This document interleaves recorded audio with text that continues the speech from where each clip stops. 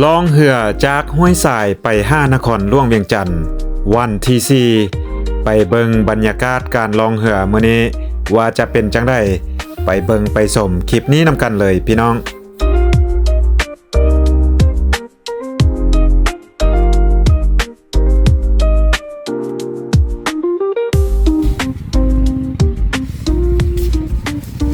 สบายดีตอนเช้าทุกคนก็อยู่กับอุ่นใจในวันที่4ในการลองเหือแม่น้ำคลองพี่น้องเมื่อคืนนี้นอนดึกหน่อยนึงก็เลยว่าตื่นสวยตาเว้นเกือบขึ้นแล้วพี่น้อง นอนหลับดีแต่สังเกตนี้นำคือว่าขึ้นมาสูงพอสมควรสังเกตแต่เบิงเตาไฟเฮาเมื่อวานนี้บ่เปียกบ่เฮาดังไฟแต่ว่าตอนนี้เปียกละโอ้ทีมงานเฮาก็บางคนก็ยังบ่ตื่นเทื่อพี่น้องว่าเต้นเกือบน้ำเกือบท่วมฮอตเต้นพี่น้อง เมื่อวานนี้อุ่นใจเอาไปกลางอยู่เทิงพุ่นเราเบิ่งส่งมันคือว่ายักษ์ไก่แล้วก็ย้ายลงมาลมแต่ว่าน้ำเกือบท่วมฮอตโดยเฉพาะตาฟังนี้เกินลงไล่พอสมควรสังเกตง่ายๆได้จากส่วนมักทั่วดินเมื่อวานนี้น้ำก็หมายความว่าตาฟังนี่ยังบ่เกินฮอดมักทั่วดินตอนนี้ไปไล่เติบ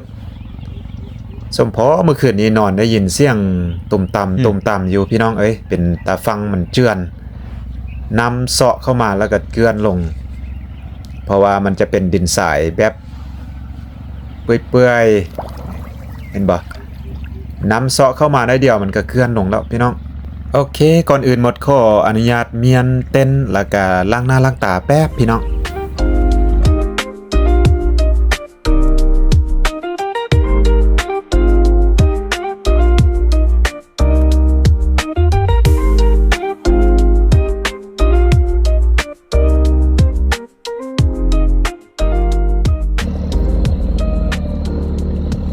หลังจากล้างหน้าล้างตากินข้าวเช้าเรียบร้อยตอนนี้อุ่นใจจะพาขึ้นไปเบิงหมู่บ้านก่อนจะออกเดินทางเพราะว่าเฮานอนอยู่ใกล้ๆกับหมู่บ้านนี้เป็นบ้านชื่อว่าบ้านฮัดข้ามพี่น้องลองขึ้นไปเบิ่งนำกันว่าจะเป็นจังไดพอขึ้นมาฮอดบ้านกับประมาณนี้มีเป็ดไก่ไก่ตีกันพี่น้อง เป็ดกับไก่ตีกันย่างไห้เลยบัดนี้นะน่าจะแม่นเป็ดมากวนลูกเพิ่นเนาะ มากวนลูกไก่ก็เลยว่าให้ตีกันตะพึดตะพือแล้วพี่น้องก็จะมีเป็ดมีไก่หมูม้าแล้วก็สัตว์อื่นๆที่ว่าปล่อยเป็นอิสระอยู่ตามกลางบ้านหรือว่าอยู่เขตใกล้เคียงก็คล้ายๆคือกับหมู่บ้านทั่วไปอยู่เขตนอกเขตหน้าของประเทศลาวเฮานี่แหละพี่น้องลายหลังคาเรือนอยู่ในหมู่บ้านนี้ก็จะเห็นไม้สีแดงแบบนี้พี่น้องก็คือบ้านที่ต้องได้ย้ายออกหลังจากเขื่อนนำคลองที่หลวงพระบางสำเร็จเพราะว่าตอนนี้เฮาก็อยู่บ่อไก่จากเขื่อนนำคลองอยู่เขตหลวงพระบางนั่นเองไกลๆกับปากอู่หรือว่าถ้ำติงนั่นเองนำจะยึงมาฮอดพี่และประชาชนหลายหมู่บ้านอยู่เขตนี้ก็จะได้ย้ายออกรวมทั้งหมู่บ้านนี้จะเป็นบ้านก็คืออุ่นใจว่าไปบ้านฮัดข้ามเป็นบ้านเก่าแก่อายุหลายกว่า200ปีตามสอบถามชาวบ้านเมื่อกี้เพิ่นว่าอายุหลายกว่า200ปีแต่บ่แน่ใจว่า200เท่าใดแต่ว่าที่แน่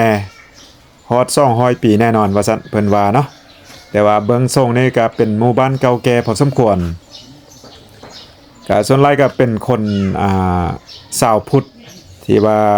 มีวัดอยู่วัดหนึ่งอยู่ทางข้างเดี๋ยวจะพาเบิ่งวัดนี้ก็งามพี่น้องเมื่อกี้นี้อุ่นใจย่างกายมาทางนี้เดี๋ยวจะพาไปเบิ่งวัดเก่าวัดแก่บางคนเพิ่นก็บ่ฮู้ว่าวัดนี้สร้างมา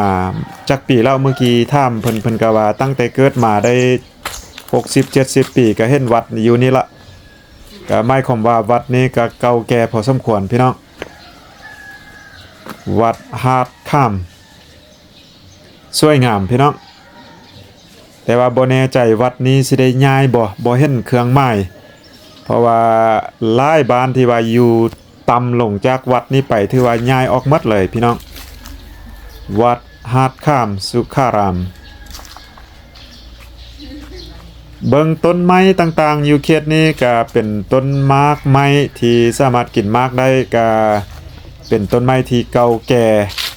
แล้วก็กำแพงวัดนี้ก็เอาหินอยู่แคมน้ำนี่แหละมาก่อก็ถือว่าเก่าแก่พอสมควรแต่ว่าบ้านเงียบๆพี่น้องช่วงนี้เป็นช่วงเฮ็ดให้เฮ็ดสวนประชาชนส่วนใหญ่ก็ไปเฮ็ดเวียกเฮ็ดงานอยู่ให้อยู่สวนพุ่นละก็เหลือแต่บางคนผู้เฒ่าผู้แก่เด็กน้อยก็ไปโรงเรียนเนาะทางนี้ก็จะลงไปแคมน้ำเลยเขตนี้ได้ย้ายออกหมดบ้านอยู่ลุมต่ำแบบนี้เฮาเอาไปค่ายบ่อะนะมักทั่วดินนี่ ไปใกล้ค่ายว่า ปอกนั่นนี่เราเอาไปค่ายบ่ค่ายเป็นโลอ่ะ ค่ายเป็นกิโล กิโลเท่าได้ล่ะ กิโล40กิโล40,000เนาะ พันชีพ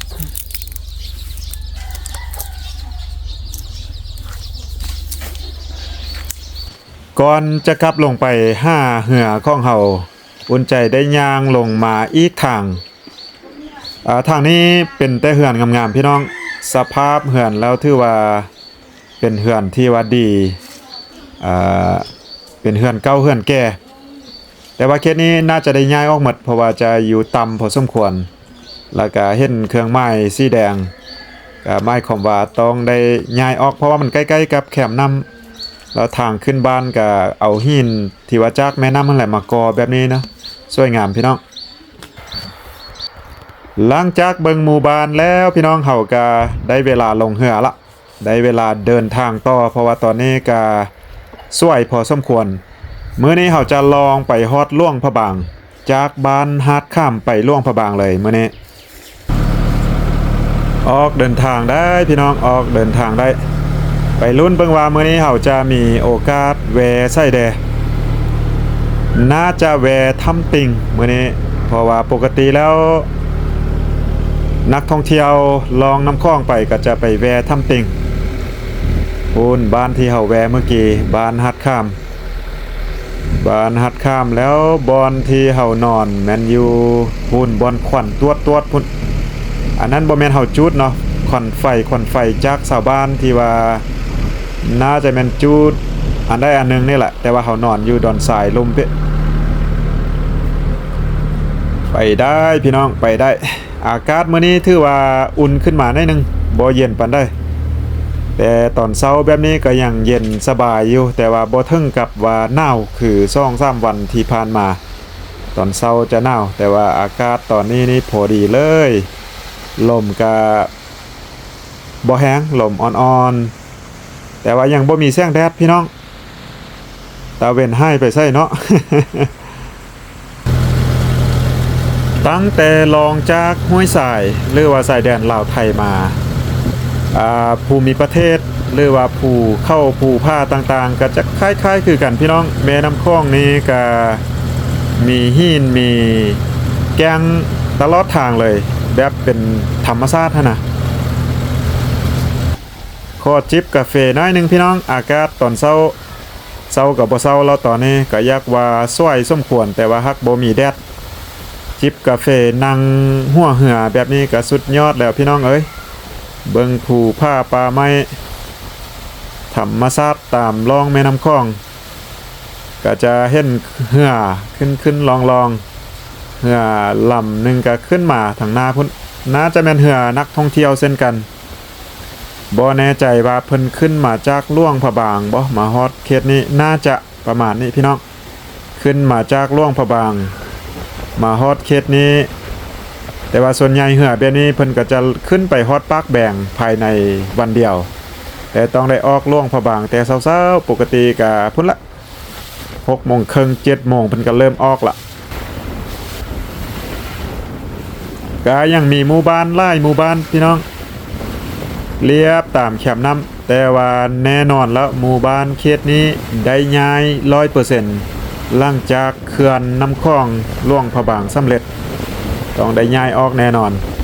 เบิ่งหมู่บ้านนี้หมู่บ้านใหญ่พอสมควรว้าวสวยงามพี่น้องอยู่ไกลเบิ่ง ก็หลังคาก็จะติดๆกันเลย แต่ส่วนใหญ่ก็จะเป็นหลังคามุงสังกะสีมุงกระเบื้อง แต่ว่าต้นไม้บ่หลายเนาะบ้านนี้เนาะบางบ้านนี้เต็มต้นไม้คือบ้านฮัดข้ามที่เฮาไปเบิ่งมื้อเช้านี้เป็นบ้านเก่าบ้านแก่จะมีต้นไม้หลายอันนี้น่าจะเป็นบ้านใหม่บ่ทันปลูกต้นไม้บ่ทันใหญ่ว้าวมาเขตนี้นี่เพิ่นกำลังสร้างทางพี่น้องเอ้ยเพิ่นกำลังสร้างทางน่าจะแม่น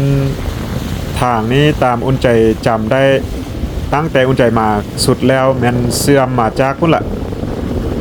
เสื่อมมาจากเขตปากอู่พุ่นน่ะพี่น้องเอ้ยเขตปากอู่เขตหน้าโตเขื่อนเลยเขตเขื่อนไฟฟ้าล่วงพระบางที่กำลังสร้างอยู่บ่แน่ใจว่าทางเส้นนี้เพิ่นจะสร้างไปฮอดจุดได้หรือว่าจะไปฮอดปากแบ่งพุ่นบ่เพราะว่าถ้าไปฮอดพวกนี้ถือว่าเป็นเส้นทางหนึ่งที่สามารถเที่ยวตามล่องแม่น้ำคลองจากล่วงพระบางไปฮอดปากแบ่งพุ่นแหละพี่น้องหมู่บ้านก็ยังมีหลายอยู่เขตนี้จะเป็นหมู่บ้านคล้ายๆคือกันพี่น้องก็จะบ่ใหญ่บ่น้อยหมู่บ้านก็จะประมาณนี้แต่ว่าเบิ่งส่งบ้านนี้ก็น่าจะเก่าแก่พอสมควรเฮาสังเกตได้จากต้นไม้และก็ต้นมะพร้าวโดยเฉพาะต้นมะไม้กินมากต้นไม้กินมากแล้วก็ต้นมะพร้าวถ้าใหญ่ซ้ำนั้นก็ถือว่าเก่าแก่พอสมควรแต่ว่าบ้านนี้ก็น่าจะได้ย้ายออกเช่นกันพี่น้องก็บ่ได้อยู่สูงจากแคมป์นำปานใดก็ต้องได้ย้ายเช่นกัน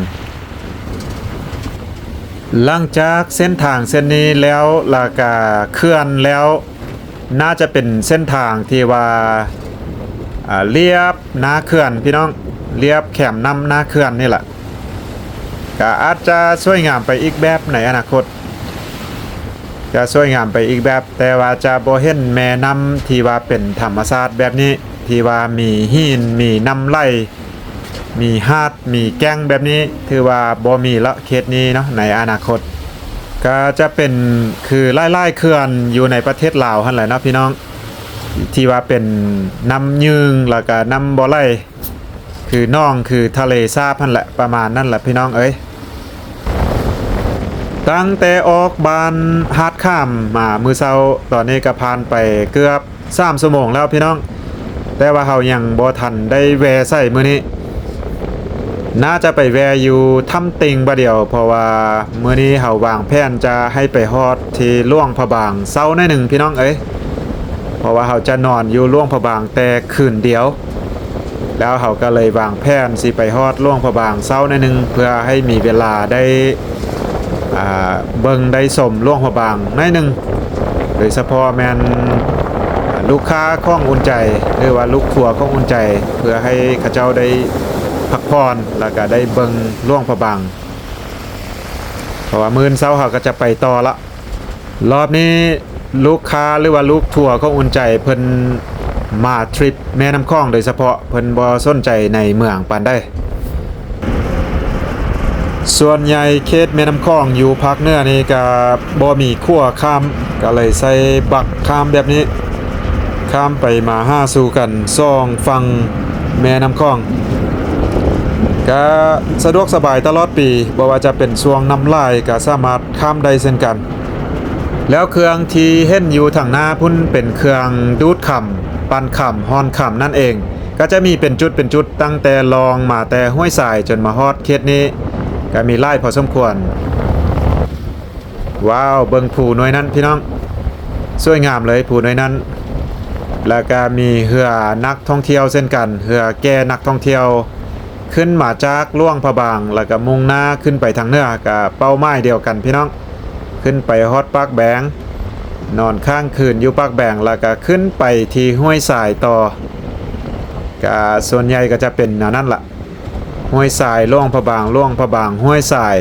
ตอนนี้กำลังเป็นที่นิยมสำหรับนักท่องเที่ยวบอกว่าจะเป็นนักท่องเที่ยวภายนอกภายในก็มีไล่สมควรช่วงนี้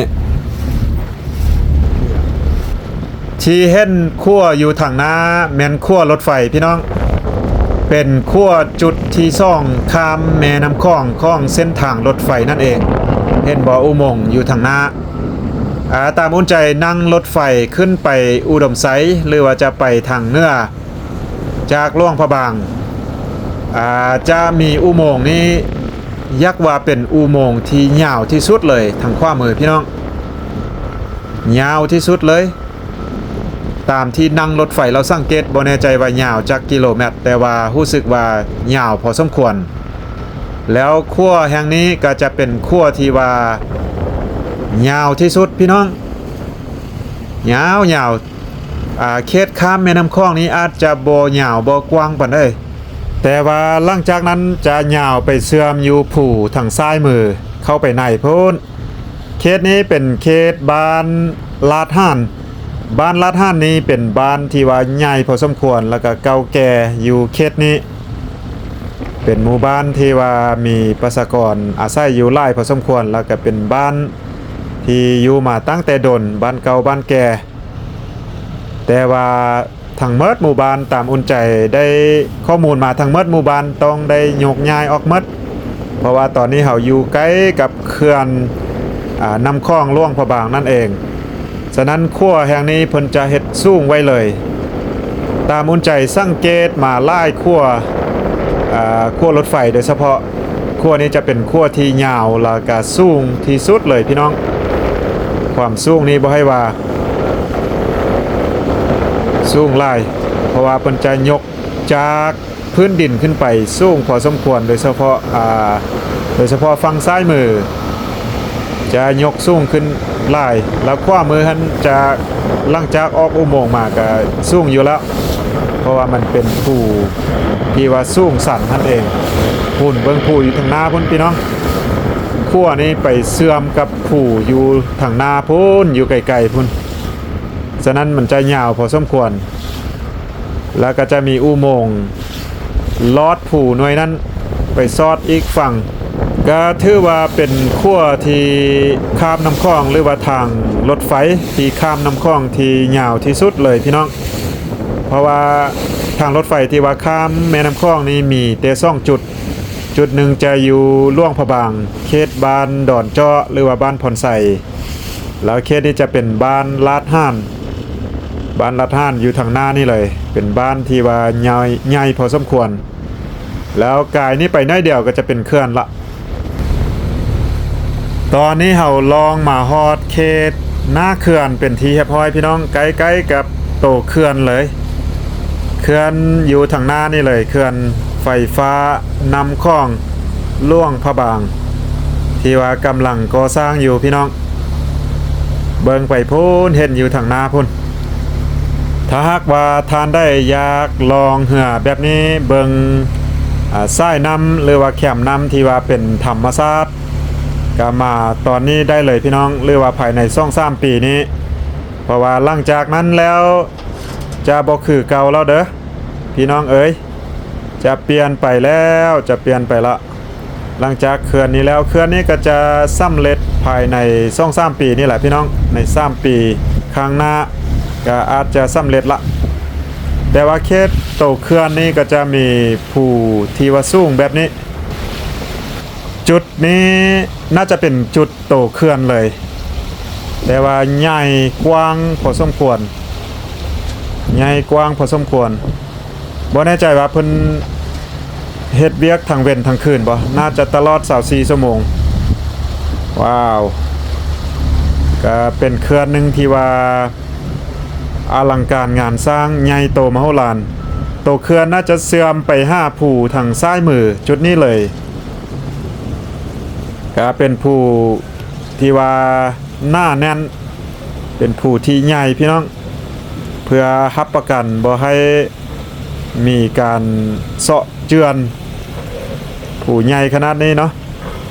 แล้วโตเขื่อนนี้สังเกตนี่ก็หน้าพี่น้องเอ้ย เบิ่งดูความหน้าความกว้าง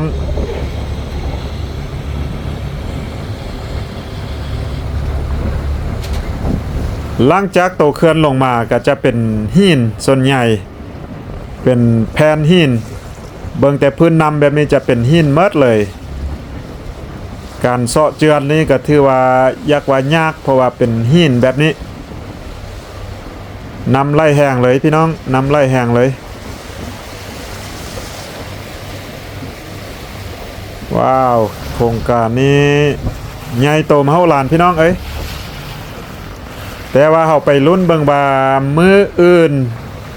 มื้อนี้เฮาจะไปนอนอยู่ล่วงพระบางแล้วมื้ออื่นเฮาจะลองจากล่วงพระบางไปน่าจะแม่นเขตปากหลายพี่น้องไปนอนอยู่ปากหลายเฮาต้องได้ข้ามเขื่อนไสยะบุรีเฮาไปเบิ่งว่าวิธีการข้ามเขื่อนด้วยเหือจะเฮ็ดจังได้ไปรอลุ้นนำกันหลังจากผ่านเขื่อนมาตอนนี้เฮาก็มาฮอดเขตบ้านม่วงบ้านคกแล้วก็ปากอู่นั่นเองขั้วที่เห็นนี้ก็ขั้วที่ว่าสร้างขึ้นมาใหม่เพื่อสร้างเขื่อนนี้โดยเฉพาะพี่น้องขั้วข้ามแม่น้ำคลอง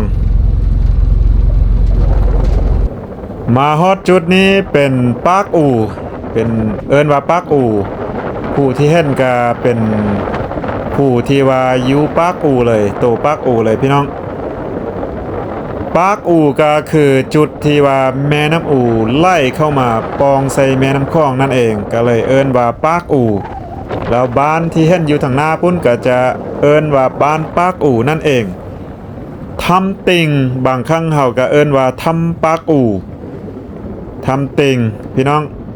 นั่นเลยแม่น้ำอู่แม่น้ำอู่ก็ถือว่าเป็นแม่น้ำที่สวยงามและก็สำคัญสายหนึ่งอยู่ในประเทศลาวเลยล่ะพี่น้อง